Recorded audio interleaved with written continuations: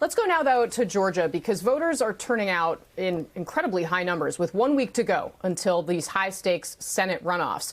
According to the U.S. Elections Project, more than 2.1 million Georgians have already voted ahead of the January 5th election.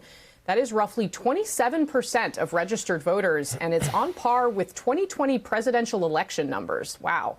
Large metro Democratic-run counties are leading the early vote count, while rural Republican strongholds, including the district where Trump will campaign next week, are lagging so far.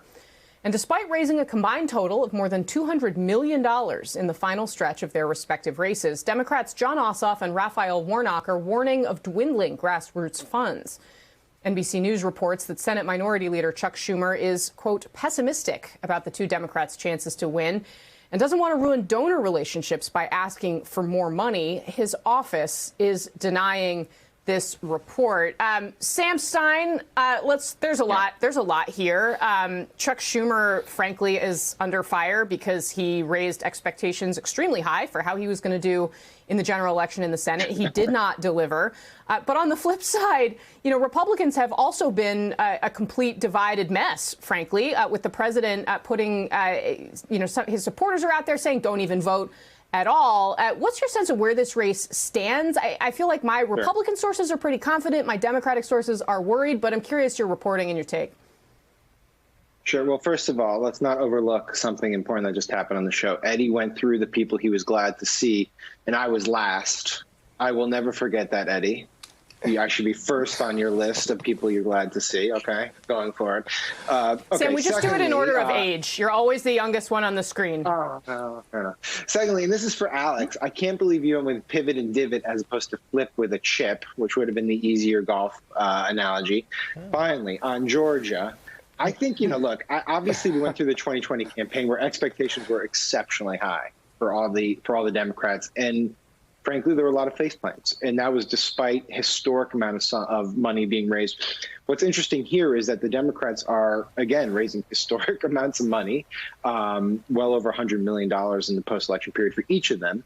And the conventional wisdom is that they will not win. It just, historical precedent shows that Republicans tend to come out much more for these types of off elections.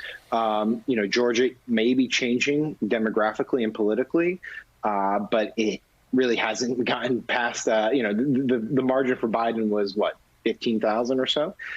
So I would say if you're a student of history, of course you would say, okay, the Republicans are in a good spot here. The only thing that would give you pause is two things. One is clearly Democrats have a good ground game in Georgia. That's largely due to Stacey Abrams and the voter registration efforts that she's put in place there.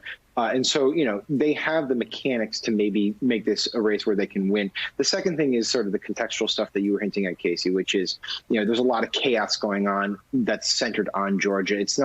It's based in D.C., but also there's been, weird talks of boycotting the election from, fringy figures like Lynn Wood and stuff.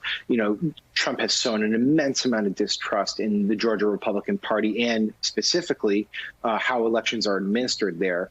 Could that manifest itself in a lot of Trumpy voters saying, you know what, not only do I dislike the Republican Party, but I don't trust this, the seriousness of the election infrastructure?